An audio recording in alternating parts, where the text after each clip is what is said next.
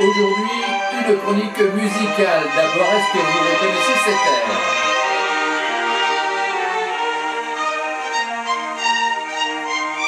Eh oui, il s'agit bien de Pierre et le loup de Serge Prokofiev. C'est un conte musical qu'il a écrit en 1936.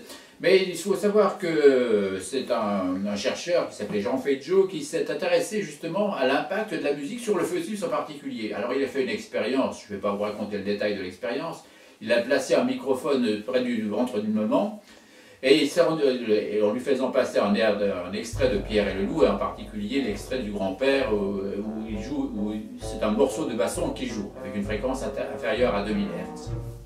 Toujours est-il qu'il a fait écouter ce passage musical au fœtus via la paroi de la maman.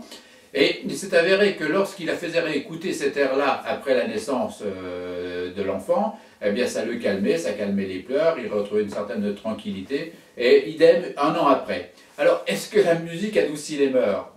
Oui, forcément, d'une certaine façon. Alors, quels parents? Alors, on ne parle plus de fœtus maintenant, mais du tout petit. Moi, je recommande toujours aux parents de chanter des petites comptines de style Frère Jacques, ou au clair de la lune, hein, ces petites comptines le soir au moment du coucher.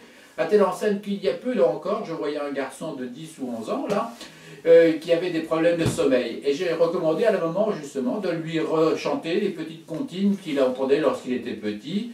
Et il s'est avéré que ça a marché. Cet aspect régressif a permis au garçon de redormir tranquillement. Alors, vous avez...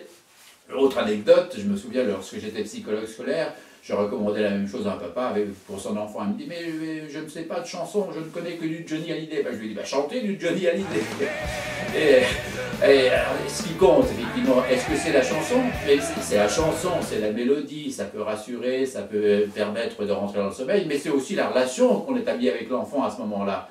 Alors, est-ce que vous me dites, si moi je ne sais pas chanter, on va passer des petites comptines, on va diffuser des petites comptines, mais c'est ce moment d'échange, ce moment de musique. Alors, d'une certaine façon, oui, la musique adoucit les mœurs, et effectivement, Feijo, à travers son expérience, me montre que ça commence très très tôt, et puis ça continue tout au long de l'existence. Allez, on se retrouve une autre fois pour d'autres chroniques.